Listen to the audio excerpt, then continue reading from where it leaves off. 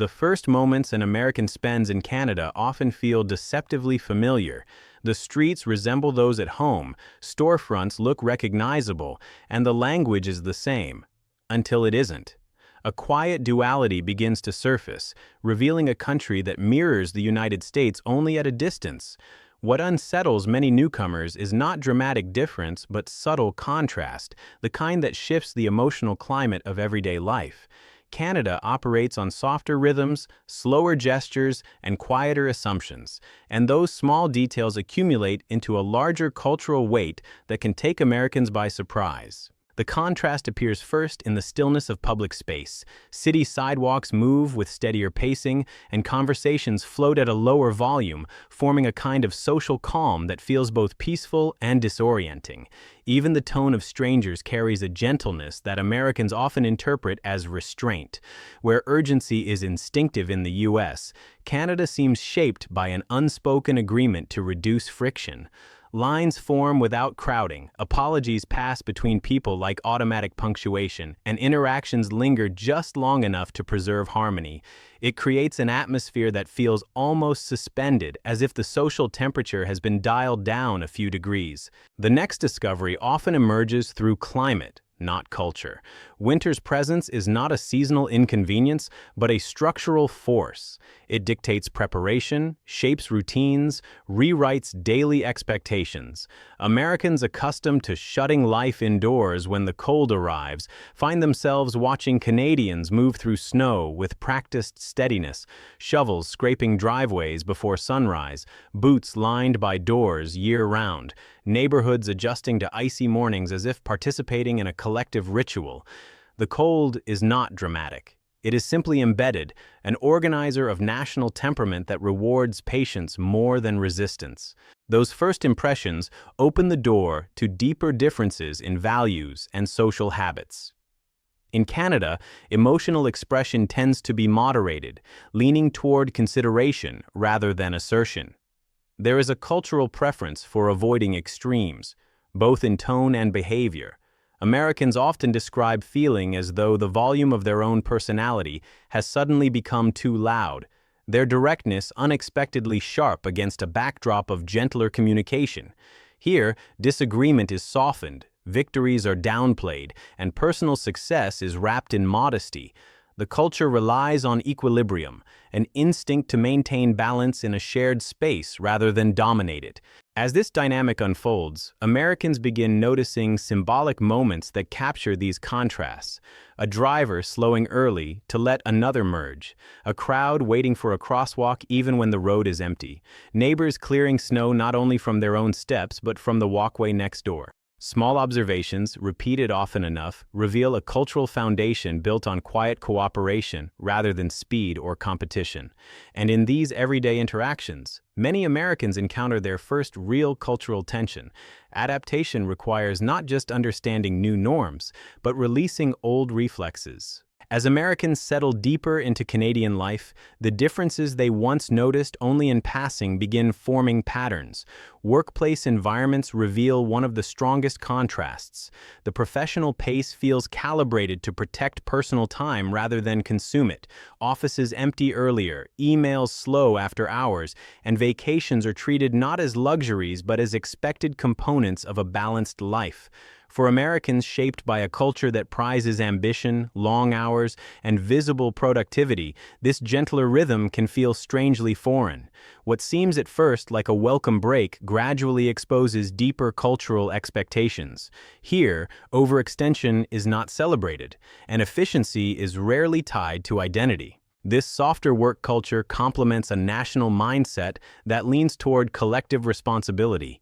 Healthcare becomes one of the clearest signals. Canadians discuss the system with practicality rather than fear. Medical needs are approached without the same financial tension many Americans carry through adulthood.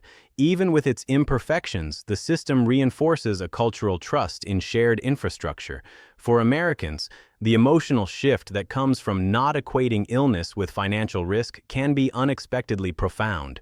It alters how families plan their lives, how communities support their own, and how everyday decisions are made.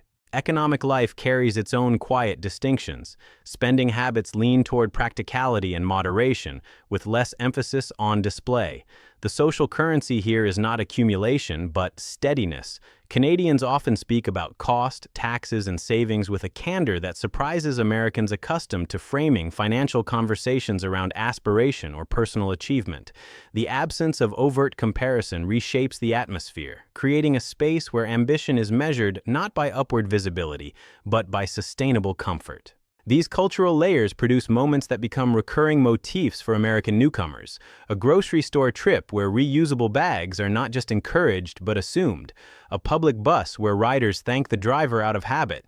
A neighborhood gathering where contributions are small but thoughtful, designed to make everyone feel comfortably included. These scenes reflect a society oriented toward cooperation through small gestures rather than grand expressions. They form a kind of everyday choreography, steady and deliberate. Yet beneath these polite and modest behaviors lies a deeper emotional landscape. Many Americans discover an unexpected solitude in Canada, not born from distance, but from restraint. Friendships unfold slowly, built through consistency rather than quick enthusiasm. Canadians often protect personal space until trust is earned, creating a cultural rhythm that can feel subdued to those accustomed to faster social openings. Over time, the patience embedded in this approach becomes clearer. It produces relationships grounded in reliability, but it demands endurance from those entering the culture from the outside. These layered experiences create a gradual sense of recalibration.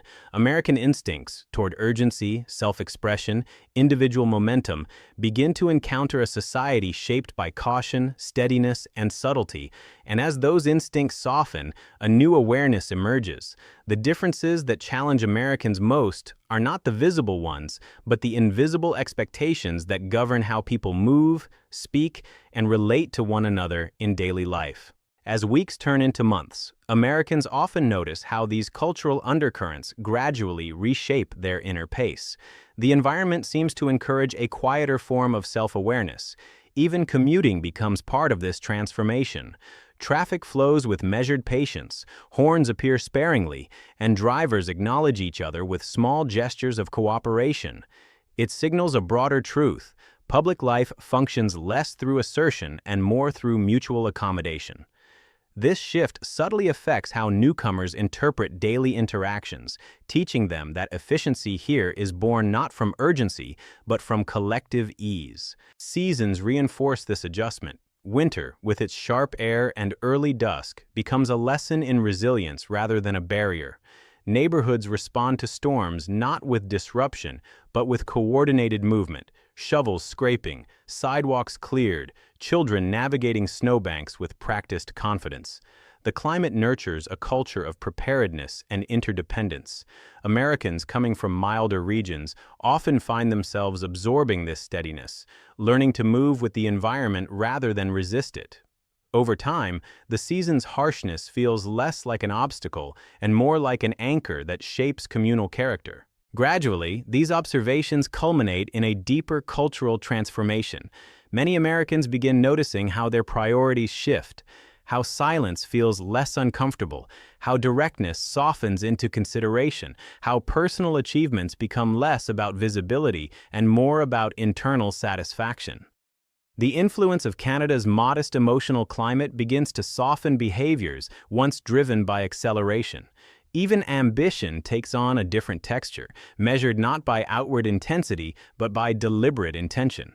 The emotional impact often reveals itself in moments of stillness, sitting in a cafe where conversations blend into gentle background noise, walking through a snowfall that blankets a city in quiet, receiving small acts of help with no expectation attached. These instances carry an understated power. They teach a form of connection rooted in presence rather than performance, in shared calm rather than shared energy. For many Americans, the greatest culture shock is not the politeness, the climate, or the slower pace, but the realization that their own reflexes begin to change. Where once there was urgency, there is now patience. Where there was comparison, there is now contentment. And where there was constant motion, there is room to breathe. Canada doesn't impose these shifts. It invites them gently through the steady influence of environment, community, and quiet social norms. By the time this transformation settles, the contrast that once felt unsettling becomes a source of clarity. Canada reveals how differently a society can function when its foundation is built on restraint, cooperation, and shared responsibility.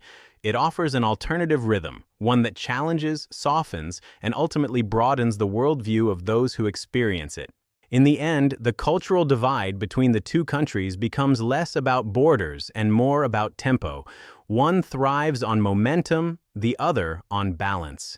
And in that distinction lies a universal truth. The character of a place is shaped not only by what people value, but by how they choose to move through the world.